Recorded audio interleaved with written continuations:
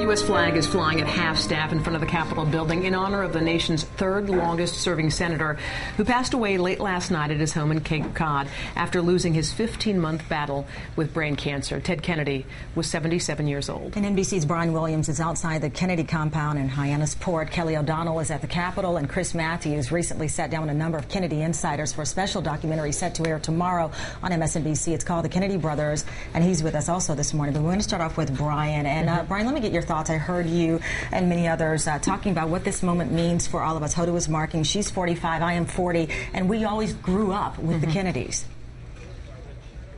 And Tamron, you can be an adult of 50 or over in this country and always have had a Kennedy in a position of national prominence in politics. This is the end of an era. It's the end of the Kennedy men of that generation. Notably, and we can't repeat this often enough, the only one of the original Kennedy brothers to have died of natural causes in a family of so much tragedy. The senator himself got married, had 3 children, all of whom have dealt with personal tragedies of their own.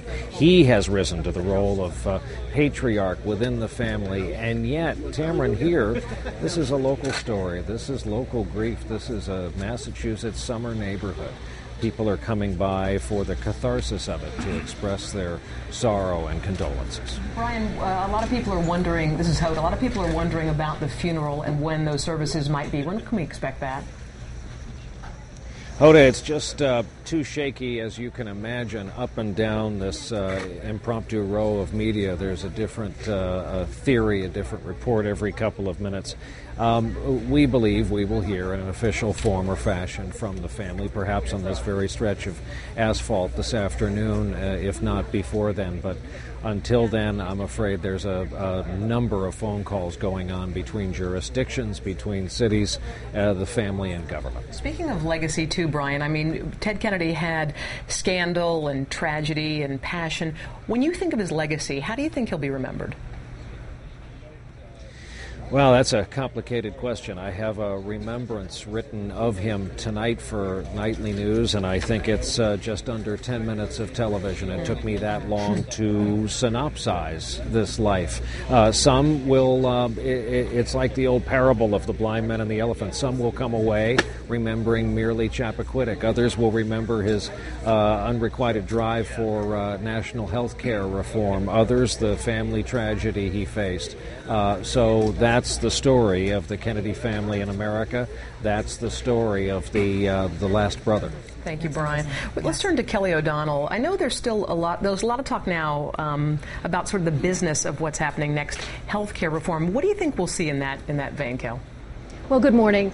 It will be certainly a different debate now because the memory of Senator Kennedy will be a part of the discussion. There will be those who will try to harness all of the feeling that people have about him to advocate for some of the policies that he believed in. As you know, he had said many, many times it was the cause of his life. He believed that health care for all should be a right and not a privilege for the few.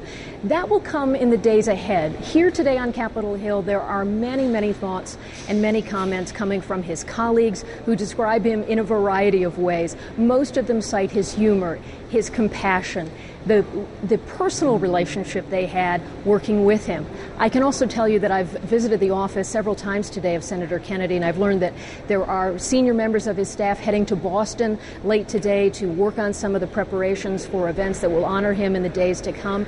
Also, additional phone lines have had to be dropped in order to accommodate the incoming flux of phone calls for people who want to offer condolences and to express their thoughts. So there's a lot of activity here today. Many people have expressed what the president said. We knew this day was coming, and yet when it did, it was very, very sad. It's certainly being felt here at the Capitol, where flags, of course, are at half-staff. Hoda? All right, thanks. Chris, what do you think? I mean, we're talking about the votes when it comes to health care. We keep talking about the magic number 60. Is that going to happen? Well, there's 59 now. Yeah. I mean, that's the reality. That's the key thing, the number. They can't do it by themselves now. It's official. So for all the talk you hear from the hotheads about Democrats do without the Republicans, that's impossible. Okay. And so I think it's really now a question of cutting the diamond. If this is the most important thing to Democrats, find a way to do it. If it's not, if it's just one of those things where you want to do the college try and fail and then claim we tried hard, well, you can do that too.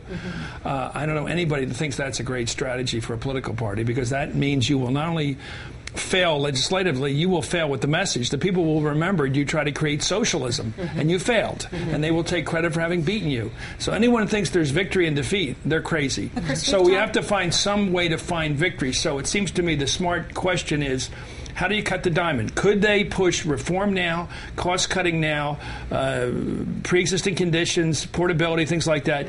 Get that done. Get that done with maybe 75 votes. And then get some kind of a commitment to move ahead for full coverage of everyone. In the way that they did the Civil Rights Bill in 57, and then they had the real Civil Rights Bill in 64. Begin the process. But that's been a comparison all this morning, whether Barack Obama needs to be a la LBJ and say, let's do this in his honor. But we know when Ted Kennedy gave the endorsement to Barack Obama, he said, we need to take care of health care. So what does the president specifically do? Because many have criticized him, Chris, for not being drawing the line in the sand. Here's now the line. Well, I'm not one of them. I think he has to lead, and that means think before he acts. And this is a very difficult time to ask people to make a leap into the dark. A very difficult time. You have people who have lost a third of their wealth. Many people have lost. People have lost their property values have dropped dramatically. Their income has dropped dramatically. Their kids are going to make less than they make. All this is real. This is the context. Do you ask people to make a big economic leap in that context, or do you say, wait a minute, let's give people more security. Give them more security about keeping their health insurance. Let them keep it even if they change jobs or lose their job. Let's give them security even if they have a pre-existing health condition. Make them feel more secure by Christmas than they do now. That's the smart move. Don't make them feel more in jeopardy. The trouble with the sales pitch so far is you should be willing to risk this change. You should be willing to give up something so that somebody else can... No, that won't work. You've got to give people at a time of insecurity, security. And he hasn't found a way to do that yet. Now, I asked Brian about the legacy. I know that's a complicated question, but you've studied the Kennedys. You know them very well. You have a documentary that's coming up. What do you see as his legacy? Well, it's not a member of the Kennedy family. Yeah. The job opportunity is for him. Right. Ted Kennedy last year basically designated him the new brother. And I don't mean that in an ethnic sense or a black sense. I mean a brother of the Kennedy tradition. And I think he's the new brother, not the last brother. And I think it's an interesting... I mean, who wouldn't have liked to have had that torch handed to them? But with that torch comes a big responsibility. You got to lead. Yeah. And he's going to have to lead the fight now. And no more cheerleading from the sidelines. We need a quarterback on the field if you want health care. Right. Eventually. Well, Chris, we look forward to your documentary. Well, I think it's great. I think it's tomorrow night at 7, although the network has to make these decisions because of this, what happened, of course, last night. But it's really a good look at the... I've been great. We worked 4 months on this nonstop.